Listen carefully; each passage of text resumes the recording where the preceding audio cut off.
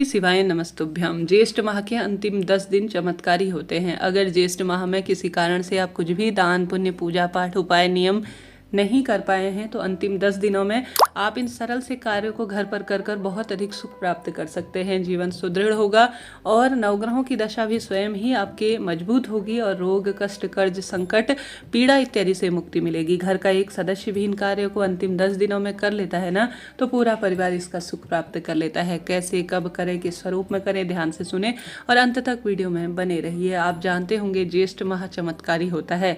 इस महीने में सबसे प्रथम उपाय के रूप में जो कहा गया है सरलतम तरीके से, वह है जल का उपाय।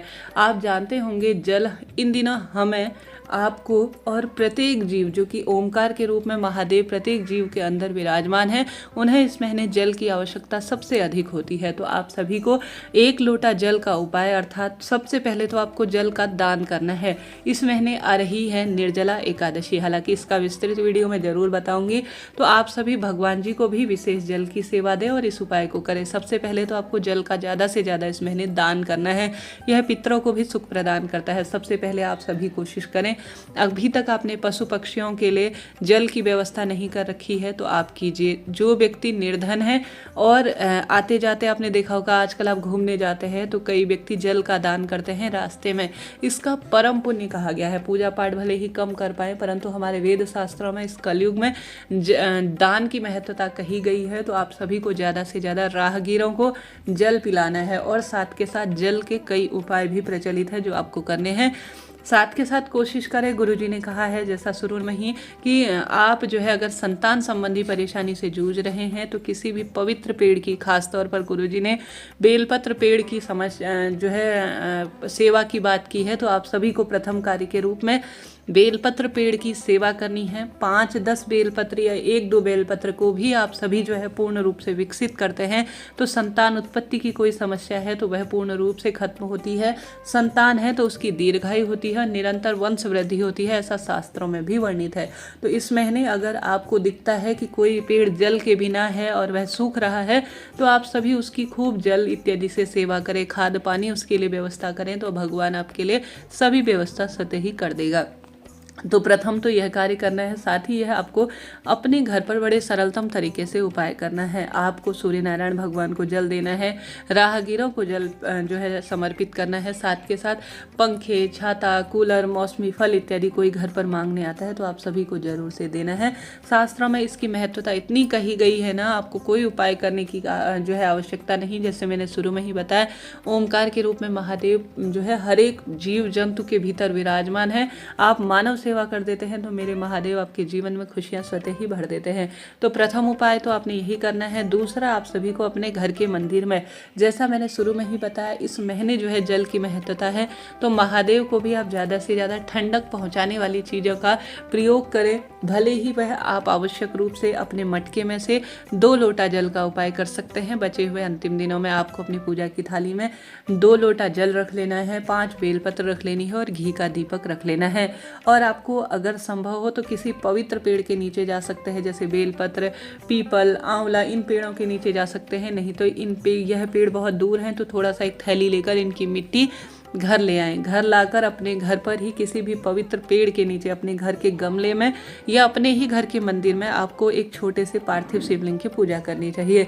गुरुजी द्वारा बताया गया यह सर्वश्रेष्ठ और सरल उपाय है जो इन दिनों कर लिया जाए ना ज्येष्ठ माह में, तो निश्चित ही चमत्कार हो जाता है। भले ही आपने पशुपति व्रत कर लिया या कोई लंबे समय से आपकी अटकी हुई बात है, तो संकल्प के तहत, जैसा मैं हर बार कहती हूँ, इस उपाय को श्री रामचंद्र जी ने लंका में विजय प्राप्त करने के लिए किया था, गंगा जो है रामेश्वरम के तट पर। और साथ ही श्री कृष्ण भगवान ने अपने पुत्र प्राप्ति की इच्छा से महादेव की पार्थिव शिवलिंग की पूजा की थी।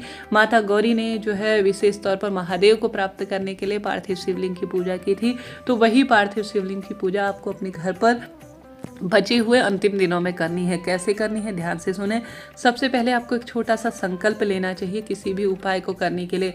आप सभी को, जैसा मैंने शुरू में ही वर्णित कराया, आपको एक अपने गमले में, बस तुलसी का गमला ना हो, इस बात का ध्यान रखना है आप सभी को छोटा एक पिंडी स्वरूप बना लेना है शिवलिंग का, अर्थात लिंग स्वरूप बनाना है।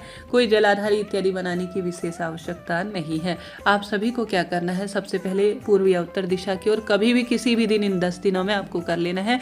सबसे सबसे पहले आपको नमस्कार करना है, अपने हाथ में जल ले लेना है या थोड़ा सा जल ले लीजिए, अक्षत ले लीजिए और साथ ही फूल ले लीजिए। अपना नाम गोत्र बोलें और नमस्कार करें। सभी देवी देवताओं को, कुल देवी मैया और सभी देवताओं को, पितृ देवताओं को स्मरण करें कि आज मैं अपनी इस मनोकामना के तहत एक बार में एक ही मनोकामना बोले कि हे महादेव, आपका पार्थिव शिवलिंग का मैं पूजन करने जा रही हूँ। ज्येष्ठ माह के बचे हुए अंतिम दिनों में मेरे इस उपाय को आप पूर्ण करें, मेरे जीवन में समृद्धि दे, ऐसी प्रार्थना करते हुए जो हाथ में आपने संकल्प के तहत चावल अक्षत लिए हैं उन्हें जमीन पर छोड़ दें। आपने देखा होगा सावन माह में गुरुजी भी पार्थिव शिवलिंग पूजा करते हैं, तो हम सभी को उपाय बताते हैं, तो आप सभी को यह उपाय कर लेना है। तत्पश्चात आप सभी को शिवलिंग पर एक एक करके 5 बेलपत्र चढ़ानी है। यह 5 बेलपत्र महादेव की 5 पुत्रियों के नाम से चढ़ानी है, जैसे कि माता रानी और महादेव की 5 पुत्रियां हैं, जया, विशरा, शामरिवारी, देव और दोतली।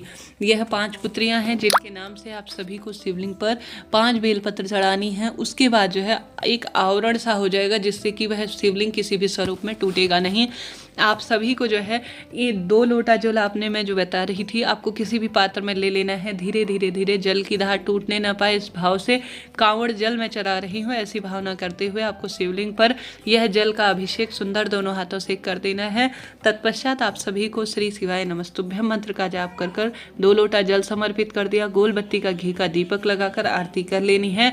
आरती करने के बाद आपको जो है गुरुजी ने कहा है इन अंतिम 10 दिनों में वह 5 बेलपत्र उठाकर अपने पास रख लेनी है और रखने के बाद आपको जो है यह बेलपत्र किसी भी स्वरूप में, जैसे अपने साड़ी के पल्लू में बांध सकते हैं, संकल्प के तहत किसी भी पुस्तक में रख सकते हैं, मंदिर में रख सकते हैं, तिजोरी में, इन 5 बेलपत्र को उठाकर आपको रख लेनी है और उस शिवलिंग का विसर्जन वहीं पर कर देना है। 10 दिन में आपके अंतिम मनोकामना पूर्ण होगी, भले ही विवाह की हो, संतान की हो, रोग कर्ज मुक्ति की हो, ट्रांसफर की हो या जिस भी स्वरूप में आप परीक्षा इत्यादि दे रहे हैं उन स्वरूपों में भी कर सकते हैं। तो करके देखिएगा, लाभ होगा। अंतिम 5 दिन अद्भुत है। जितना संभव हो इन दिनों विशेष तौर पर महादेव की ठंडी चीज़ों से सेवा करें, जैसे चंदन की लकड़ी जो है आप सभी चंदन को घिसकर उससे महादेव का जो है श्रृंगार कर सकते हैं। पीपल वृक्ष की जो लकड़ी होती है, पीपल वृक्ष की छाल होती है, उसे घिसकर आप सभी जो है पिपलेश्वर महादेव का नाम लेकर पीपल वृक्ष की जो है विशेष तौर पर पिपलेश्वर महादेव के नाम से आप चंदन महादेव को लगा सकते हैं। बेलपत्र वृक्ष की जड़ को घिसकर आप सभी जो है उससे चंदन बनाकर किसी पत्थर पर घिसकर आप उससे बेलपत्र का जो है बेलपत्र की जड़ से चंदन का श्रृंगार कर सकते हैं। कुल मिलाकर मनोकामना कहते हुए आप चंदन की सेवा, भले ही आप हरी चंदन प्रयोग में लें, चाहे आप पीला चंदन प्रयोग में लें, अष्टगंध ले, लाल चंदन ले या किसी न किसी स्वरूप में पीपल वृक्ष की जड़ का चंदन, बेलपत्र वृक्ष की जड़ का चंदन, कुल मिलाकर आपको ठंडी चीज़ों की सेवा महादेव को देनी है। फिर देखिए आपका जीवन कैसे बदलता है, रोग संकट कष्ट पीड़ा से कैसे मुक्ति मिलती है। तो करके देखिएगा, अंतिम बचे हुए दिनों में चमत्कार होगा, इस बात की गारंटी है। साथ के साथ लंबे समय से रोग से घिरे हैं तो 9:15 पर गुरुजी ने कहा है आंवले की पत्ती या आंवले की पत्ती की जड़ या किसी भी स्वरूप में आपको जल के लोटे में आंवले से संबंधित वस्तु डाल लेनी है। कुंदकेश्वर महादेव का नाम लेकर शिवलिंग पर जल का अभिषेक करना है। साथ के साथ कुंदकेश्वर महादेव का नाम लेकर उस जल को थोड़ा सा शिवलिंग में से प्राप्त कर लेना है और उस व्यक्ति को पिला देना है। ऐसा गुरुजी कहते हैं। लाखों पत्र भी आते हैं जिनमें स्पष्ट स्वरूप में लिखा होता है कि इससे हमारा रोग तुरंत मिट गया है। तो आप सभी भी कोशिश करें जीवन में सब सुख प्राप्त करने के लिए आप यह छोटा सा कार्य कर पाएँ। 10 दिन चमत्कारी हैं, छोड़िएगा नहीं। खूब जन सेवा करें, मानव सेवा करें, जल का दान करें, वस्त्र का दान करें, अन्न का दान करें। खुशियाँ आपके जीवन में